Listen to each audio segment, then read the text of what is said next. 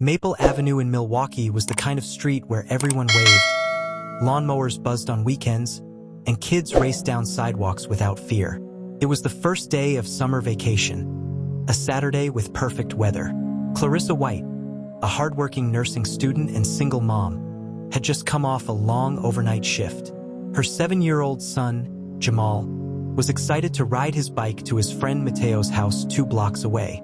Jamal wore his favorite Spider-Man backpack, stuffed not with books, but with snacks, a few toys, and his mom's old phone with no SIM card, just Wi-Fi for games.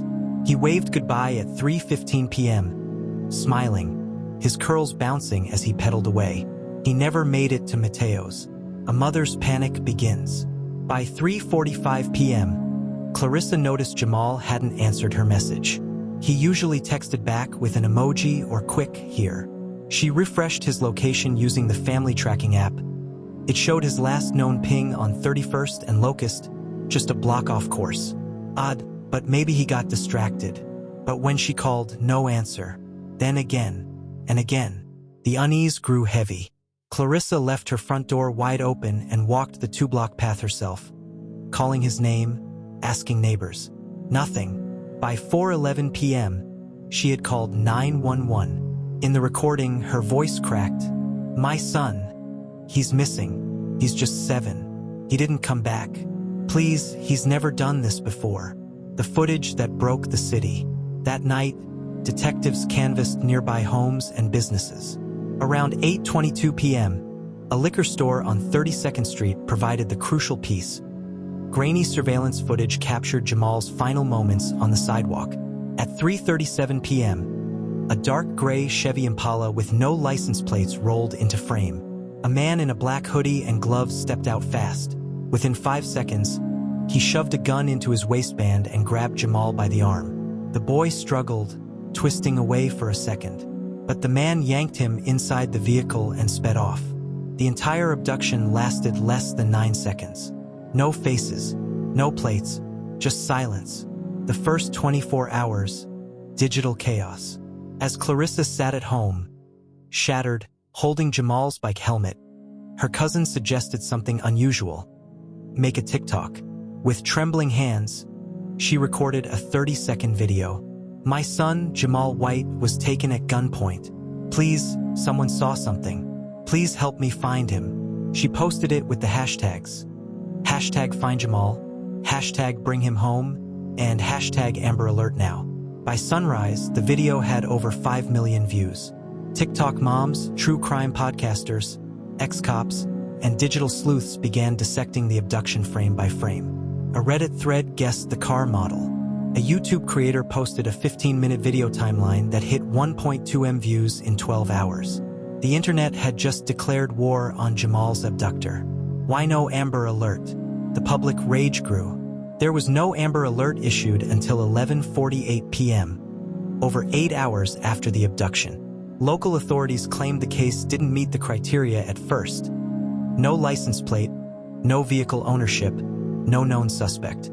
But that didn't matter to the internet. TikTok detectives flooded MPD's social pages. Comments like, "He was 7. He was kidnapped at gunpoint. What else do you need? You're lucky the internet is on this. We'll do what you won't." A mother's plea goes viral. Clarissa, sleepless and shattered, went live again the next morning. She showed Jamal's favorite toy, a small blue dragon he carried everywhere. "He's not just a missing child. He's my child. Please, don't let this become another cold case." That moment hit millions. #JusticeForJamal started trending nationally. Schools began holding candlelight vigils. News crews camped outside the family's home. Everyone knew Jamal's name. Behind the screens, the kidnapper watches? By day 2, law enforcement revealed a chilling suspicion. The abductor may have been following the coverage. A tip from a digital forensics team suggested someone was scrubbing Reddit threads, deleting posts under burner accounts tied to VPNs. Was the kidnapper watching the case unfold live? If so, he now knew the entire country was after him. The digital age of true crime begins. This wasn't the year 2000. This was 2025, where every second is filmed, where social media can explode a case into the public eye in hours, and where digital footprints are often louder than real ones. As Jamal's face appeared on billboards, car bumpers, and news tickers across the U.S., the question hung heavy. Can viral justice bring a child home? Or is it already too late?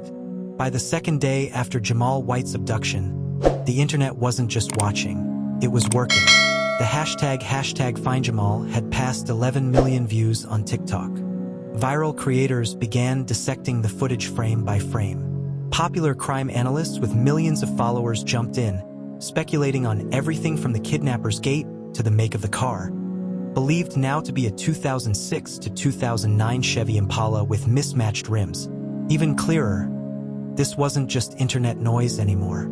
This was crowdsourced policing. The internet digs deeper than the cops. One user, @SleuthMom88, enhanced the footage and pointed out a possible gas station logo reflected in a window on the car's passenger side. Quick stop number 42, located 6 blocks from the scene. That clue had never been mentioned in the police report. But by 7 p.m., TikTok had geolocated every quick stop within a 5-mile radius. Redditors were calling stores. One even visited in person, capturing CCTV from a different angle and posted it online. It showed the same car 10 minutes earlier, parked. Inside it, a man hoodie down, face visible. The break in the case didn't come from the police. That frame, a blurry but clear enough still, was blasted across Twitter, Reddit, and TikTok. One user zoomed in and ran it through AI face-matching tools. Within an hour, a possible match came back. Devin M. Bryce, 34, out on parole. History of assault, attempted kidnapping, and drug charges. No mention of this name had been made publicly by law enforcement yet. TikTok found him before the police did. Police play catch-up. By the end of day 3, Milwaukee PD was facing serious pressure. The public demanded to know, why did a TikTok user find Jamal's likely kidnapper before trained detectives did? At a press conference, MPD Captain Laura Dorsey tried to downplay the controversy. We appreciate the public's help. This is a developing investigation, and we are following up on all credible leads. But the damage was done. The public had already crowned TikTok as the hero. The digital mob had found a suspect. The only thing missing, Jamal. The suspect speaks, sort of. On day 4, something strange happened. A burner TikTok account appeared under the handle @RealWatcher72. Posted one 13-second video. Black screen. Masked voice. A message. You don't know what happened. That boy isn't dead. He's just being taught. The voice was warped, the tone mocking. But sleuths caught the audio echoing slightly, like the person was recording inside a tiled room, maybe a bathroom or warehouse. The video was deleted minutes later, but it had already been downloaded and reposted thousands of times. Was it the real abductor? A troll? Or someone trying to throw off the investigation? Law enforcement refused to confirm if they were investigating the post.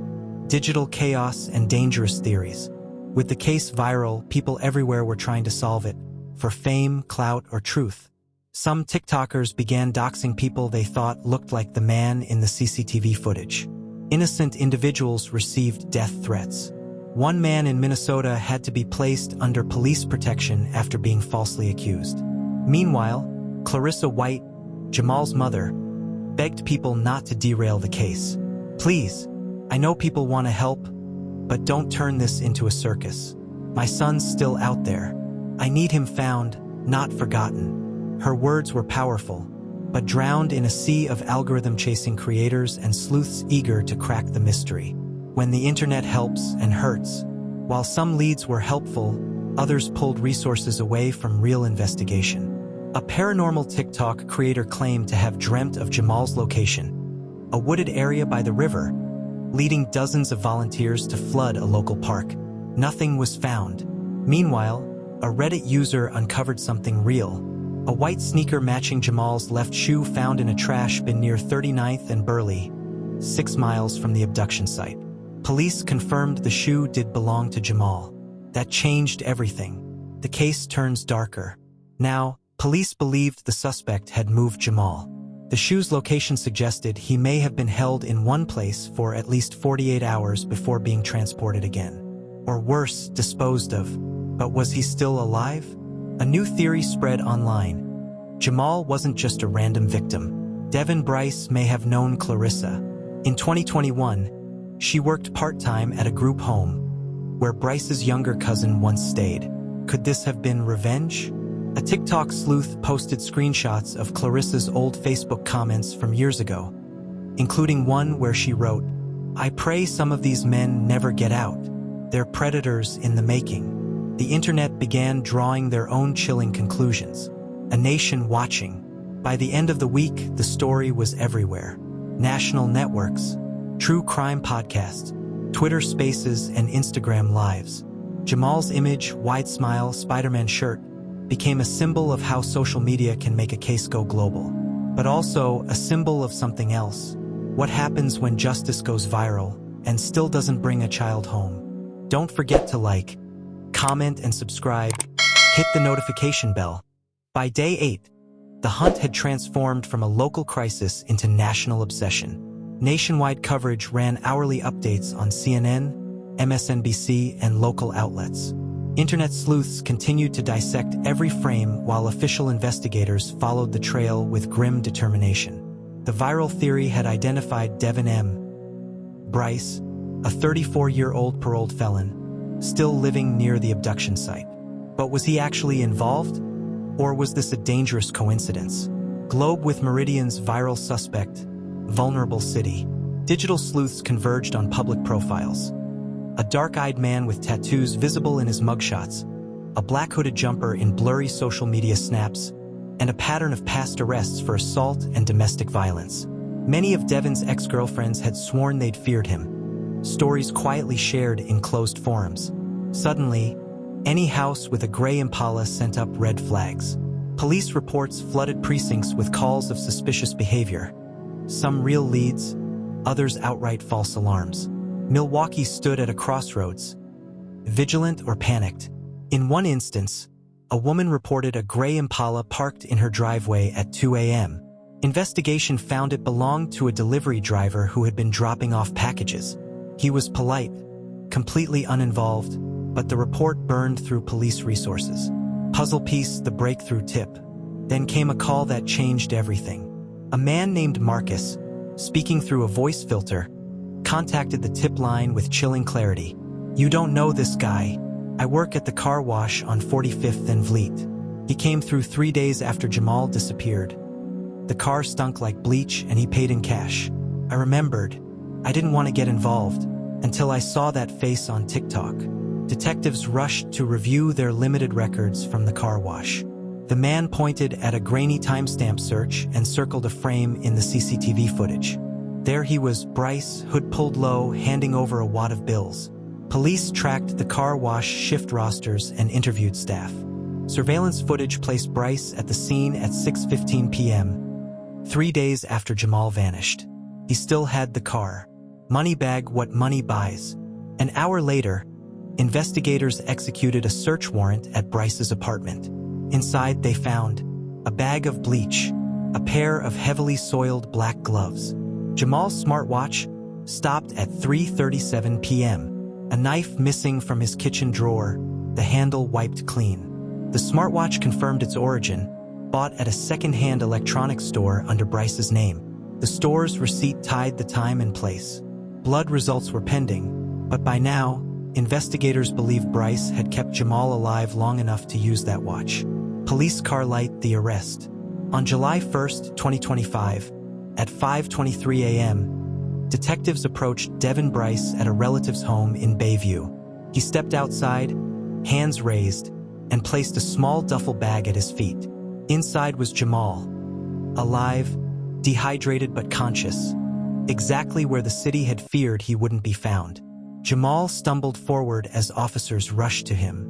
His eyes met his mother's at the line of sobbing policemen. She dropped to her knees, whispering prayers. Over 600 people were watching on a live stream before authorities shut it down. Still, the moment was immortalized online. The internet went wild. Euphoria, tears, relief, outrage at the fear that had gripped the community for almost 10 days. Magnifying glass tilted left forensic confirmation. Jamal was taken to the hospital, treated for dehydration and minor trauma. His smartwatch, now used as evidence, revealed chilling data. Power off exactly 3:37 p.m. with his abduction. Power on again 48 hours later in Bryce's apartment. Continuous heartbeat readings while he was missing. Blood samples from Bryce's gloves tested positive for Jamal's DNA. The pathologist confirmed the black SUV had rinsed traces of bleach and DNA residue, typical of a suspect trying to destroy forensic evidence. That combination wasn't just luck. It was the product of meticulous digital tracking, public outcry, and forensic science. Balance scale, online outrage versus real justice. With Jamal safe, the internet erupted. Supporters hailed the digital army that kept the case alive. But it also triggered an internal reckoning. Were TikTok sleuths helpful or dangerous? Did public pressure rush the police, creating a risk of executing the wrong man? Could live streams and doxing have really endangered or deprived the victim of justice? Feature reporters and tech pundits began debating. This is the age of crowdsourced criminal accountability, but who watches the watchers? Meanwhile, Milwaukee PD urged caution.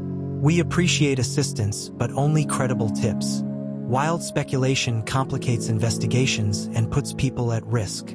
Glowing Star, a community changed forever. In the days that followed, as Jamal began to recover, a citywide banner was raised above Maple Avenue. Welcome back, Jamal. Donations poured in, scholarship funds, mental health programs, and community patrol upgrades. The online frenzy tapered, though #FindJamal remained a trending memory. But authorities and digital rights groups launched initiatives. Amber for All, lobbying to shorten Amber Alert thresholds. Digital Tip Lane, educating social media users on how to provide verified, helpful leads. Police, Community Codex, guidelines for live streaming crime scenes and ethical reporting. Round Pushpin Final Reflection. The kidnapper's vehicle, masked identity, and cloth gloves told one story. But the digital trail, TikTok frames, car wash tip, smartwatch ping told the world another. Jamal White had been kidnapped at gunpoint, but he was saved by the vigilance of thousands who refused to let him disappear into anonymity. This was more than justice. It was a digital rescue mission, and it has redefined what policing looks like in the age of social media. The clock was ticking. Every hour without Jamal increased the odds against his safe return. But this case wasn't following the typical script. Technology, not just instinct, was now leading the charge. Surveillance, smartphones, and the breakthrough. After days of tension and no solid leads, detectives leaned heavily into the digital tools available. They reanalyzed surveillance footage from nearby neighborhoods, this time running the license plates of all vans matching the one seen in the abduction. One stood out. A dark gray Dodge Caravan had been caught on traffic cams 5 miles from the scene just 15 minutes after Jamal was taken. They pulled DMV records. The registered owner, a man named Terrence Boyd, 34, with a prior conviction for unlawful restraint and a sealed juvenile record. Officers obtained a warrant and immediately began tracking Boyd's cell phone. He had been off the radar since the day Jamal disappeared, but his phone pinged briefly on a tower near an abandoned auto shop outside Racine, Wisconsin, the same morning Jamal vanished. But that wasn't all. Digital forensics uncovered something darker.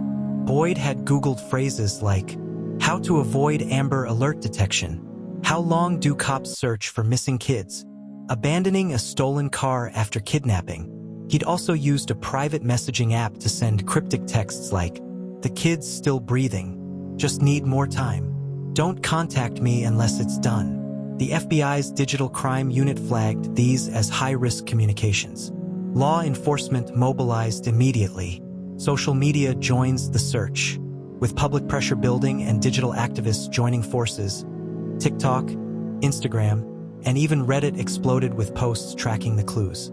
Hashtags like #FindJamal, #AmberAlertKid, and #JusticeForJamal were trending across platforms.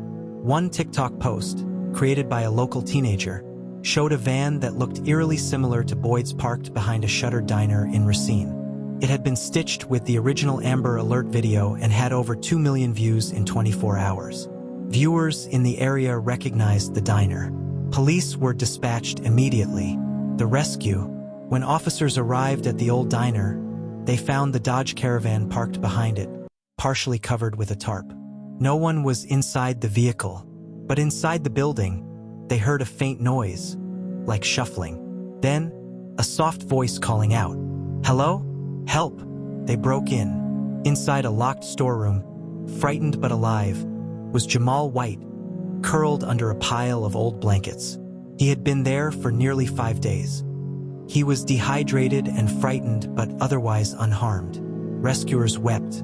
Body cam footage later showed an officer whispering, "We've got you, buddy. You're safe now." Boyd was found later that night in a nearby motel, watching news coverage of the search. He tried to flee but was tackled in the parking lot. He confessed immediately, justice and a digital warning. The trial was swift. Terrence Boyd was charged with multiple felonies, including kidnapping, unlawful restraint of a minor, and attempted murder.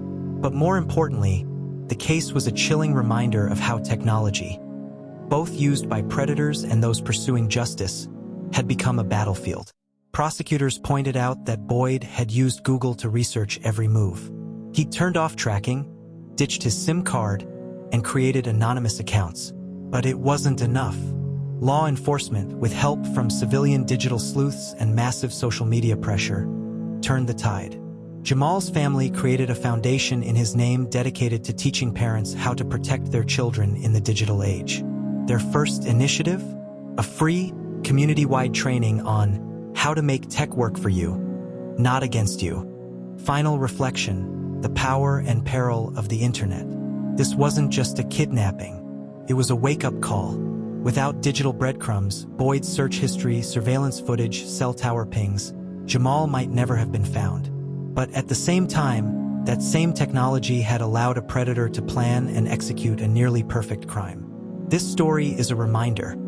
In the digital age, nothing is truly hidden, not even evil. Don't forget to like, comment, and subscribe. Hit the notification bell